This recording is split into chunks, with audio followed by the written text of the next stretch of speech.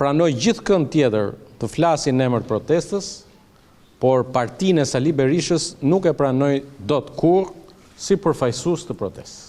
Me këtë argument të bërë publik nga Tauland Balla, Partia Socialiste nuk tha dakordësinë për zhvillimin e mocionit me debat për protestën dhe kërkesat e bëra publike nga aktivisti ish pjesëtari i UÇK-s Dritan Goxhaj. Janë aq të paaft sa që kanë transformuar edhe kërkesat e protestuesve. Po ti merrje kërkesat që kishte sjell opozita. Vetëm numri ishte i njëjtë, 5.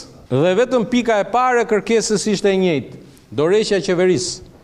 Pastaj opozita në emër protestuesve kishte sjell një 4 halle të veta. E përballë këtij qëndrimi, Gazmend Bardhi theksoi jehonën e protestës jo vetëm në median ndërkombëtare, por edhe institucionet e huaja, por që parlamenti nuk lejon debatin për të.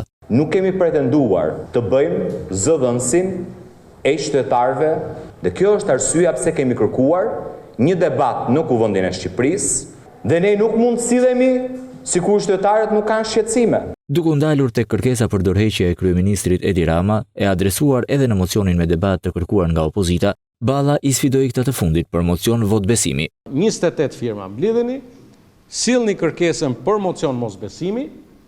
E dini që me ndryshimet kushtetuese të vitit 2008, kur kërkon mocion mos besimi, duhet sjellësh edhe kandidatin për kryeministër. E sillni dot Saliun për kandidat për kryeministër? Por për demokratët nuk mundet Tauland Balla të tregojë se si opozita e bën aksionin e saj. Aksionet e grupit parlamentar në Kuvendin e Shqipërisë nuk i sugjeron Tauland Balla. Vetmja gjë që sugjeron Tauland Balla është të miratoj një ligj për t'i dhënë favore Artur Sheut dhe grupeve kriminale në vend.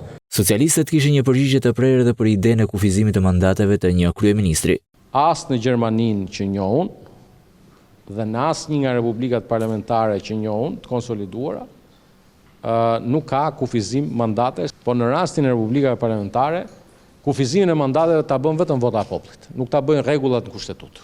Duke u ndalur te kërkesa për mocion me debat për rezolutën e Parlamentit Evropian, Balla akuzoi opozitën se s'di të hartoj kërkesa. Kam thënë, unë jam i gatshëm, ju ta tërhiqni këtë kërkesë, ta risillni në formën që ma lejon neni në FPS rregullore. Ne do kemi një debat për raportin e Këshillit Kombëtar të Integrimit. Në atë debat të fusim edhe gjitha gjetjet e rezolutës.